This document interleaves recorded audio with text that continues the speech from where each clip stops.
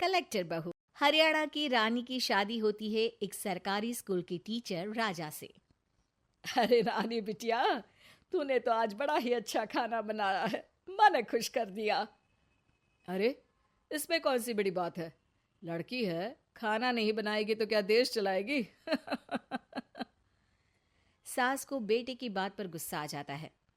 अरे तो कौन सी बड़ी बात है? राजनीति की पढ़ाई कर रही थी रानी तो शादी के पहले। क्यों रानी? हाँ माँ जी, मैंने पॉलिटिकल साइंस में एमए किया है। हाँ, फिर करके क्या किया? रोटी सेकी। अरे तेरे तो भाग्य खुल गए जो मारे जैसे छोरे ने शादी के लिए हाँ कर दी, वरना तो। अरे अब चुप हो जा छोरे, बहुत बोल लिया तूने मेरी बहू को। तेरी बहन भी है, सोच ले। रानी को सास पर बड़ा ही गर्व महसूस होता है, लेकिन उसे पति की बात भी सही लगती है कि वो क्या कर रही है। खैर, दिन बीतता है और रानी को एक प्यारा सा बेटा होता है। वो उसको पालने पोसने में लग जाती है, लेकिन कुछ बनने का सपना उसकी आंख में हमेशा रहता है। एक दिन, अरे बहू, ये सीरियल देख, उड़ान, कितना अच्छा लग रहा है। हाँ माँ, ये लड़की कितने मुश्किल से पायलट बनी। अरे रोज जलील होती है पति से, तू क्यों कुछ बनकर नहीं दिखाती? अरे कैसी बात कर रही हो सासू माँ, अब दुनिया क्या बोलेगी। बच्चे की पढ़ने की उम्र में बहू पढ़ने जा रही है। हैरी छोरी, दुनिया की तो क्या परवाह करनी। तेरे ससुर के जाने के बाद मैंने खेतों में काम किया, फिर मैं खाने का ढेला लगाती थी, तब जाकर बच्चे पाले हैं। तू तो पढ़ी लिखी है, सोच तो। सास बोलकर मुड़ ही रही होती है कि रानी उसे गले लगा लेती है। अरे अरे, क्या हो गया छोरी? बहू को छोरी बोलकर कुछ बनने को बोलती हो। आपके जैसी सास भगवान सबको दे। मेरे तो माँ बाप ने भी ना सोचा इतना। अरे छोरी के माँ बाप को तो शादी की चिंता रहती है, लेकिन सास ससुर का फर्ज है कि बहू की काबिलियत को पहचाने। तू अब कुछ करने की, कुछ बनने की सोच। बता दे कि लड़की देश कितना अच्छा चलाती है।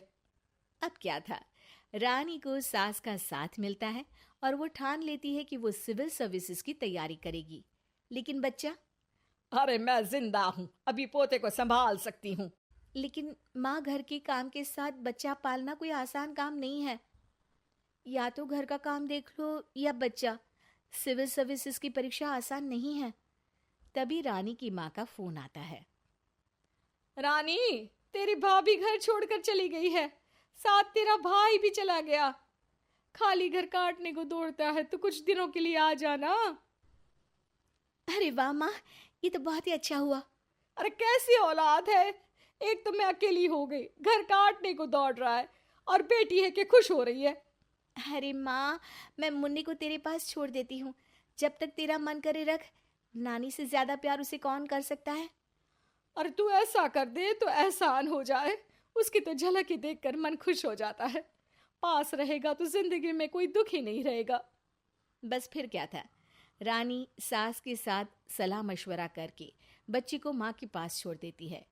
बच्चे को देखती है रानी की माँ और घर संभालती है सास और रानी। अरे मेरी कलेक्टर बीवी, लाइट बंद कर दे, नींद आ रही है। लाइट तो अब ना बंद होगी। सोना है तो सो, नहीं तो पल्ले कमरे में चली जाओ। अरे पूरा गांव हंस रहा है तुझ पर, लेकिन तू और माँ इस बात को ना समझोगे। अरे कभी घर से बाहर निकलो तब तो पता चले। निकलेंगे, घर से बाहर भी निकलेंगे, लेकिन वक्त आने पर। राजा रानी पर गुस्सा करके वहां से चला जाता है। अगले रोज सास को पड़ोसी कहते हैं, अरे सुना है तुम्हारी बहू पढ़ाई कर रही है, घर की रोटी तुम बनाती हो। सही सुना है, हमारी बहू कलेक्टर बनने की तैयारी कर रही है। अरे लेकिन चाची, बच्चे से कौन सी माँ दूर रहती है। पर क्या कहे, कलयुग इसी को तो कहते हैं। हाँ बेटा, तू भी तो सारा दिन बच्चे को सास के पास छोड़ मोबाइल में गाना देखती रहती है। वो तो बेचारी पढ़ाई के लिए छोड़ रही है बच्चे को। पड़ोसियों को सास से जिस जवाब की उम्मीद थी वो उन्हें नहीं मिलता है। वहीं रानी दिन रात एक करके पढ़ाई करती है। एक दिन, देख रानी, जिद छोड़ दे, कलेक्टर बनना कोई आसान काम नहीं है। इतना आसान होता तो मैं क्यों सरकारी टीचर बनता, सोचा ना तूने? माँ ने तो तुम्हारी कहा था कि तुम भी आईएएस की परीक्षा दे दो। अरे माँ को क्या पता आईएएस क्या होता है। वो तो रट लगा रखी थी कि बत्ती वाली गाड़ी में बैठना। अरे इतना आसान है के?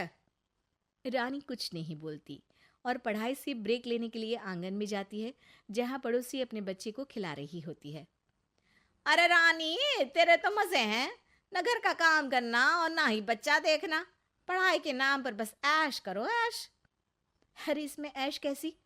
पढ़ाई लिखाई में दिमाग लगाना, समझना और लिखना बहुत मुश्किल काम होता है। अरे तो तू कौन सा डीएम बन रही है?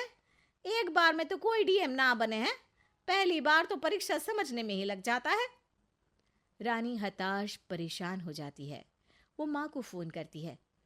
माँ, मैं मुन्ने को लेने आ रही हूँ। रानी तैयार होकर घर से बाहर निकल ही रही होती है कि सास उसे देख लेती है। अरे रानी, कहाँ जा रही है रे छोरी? माँ के घर मुन्ने को लेने।